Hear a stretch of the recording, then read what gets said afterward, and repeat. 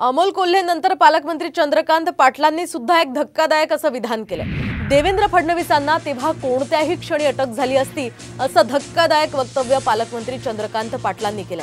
त्यांच्या या वक्तव्यामुळे राजकीय चर्चांना उधाण आलंय।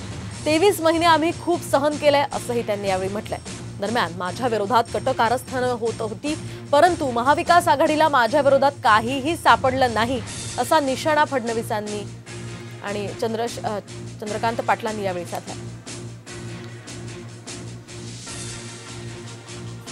सरकार केलं, मी राज्याचा अध्यक्ष होतो, 33 महिने काय सहन केलं आम्हाला माहिती आहे। कुठल्या क्षणी देवेंद्रचे नाटक होणार होते मला खात्री होती की हे भी दिन जाएंगे।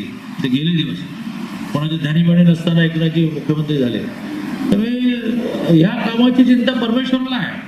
हे तर मी सांगितलंच आहे कशा प्रकारचं कटकारस्थान त्यावेळेस होत होतं, त्यांना सापडत काही नव्हतं। प्रयत्न खूप केले, मोठ्या केसेस तयार करायचा प्रयत्न केला, अनेक गोष्टी केल्या। आता या संदर्भात कधीतरी अजून सविस्तर बोलू।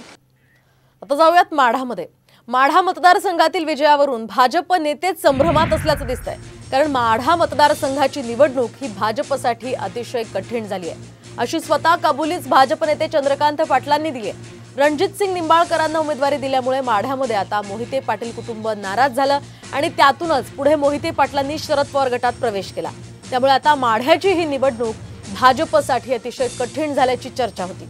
मात्र आता हे भाजप नेते चंद्रकांत पाटलांनीच माढ्याची निवडणूक कठीण झाली असं कबूल केलंय, तर माढ्याची लढत अवघड नाही असं फडणवीसांनी म्हटलंय।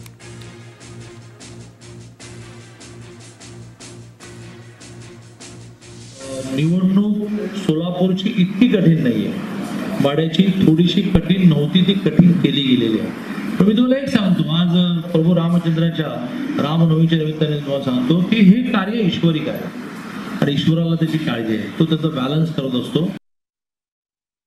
नाही, बिलकुल काही माढ्याची लढाई अवघड वगैरे नाही। माढ्याची लढाई ही भारतीय जनता पार्टी निश्चितपणे जिंकेल, निश्चितपणे।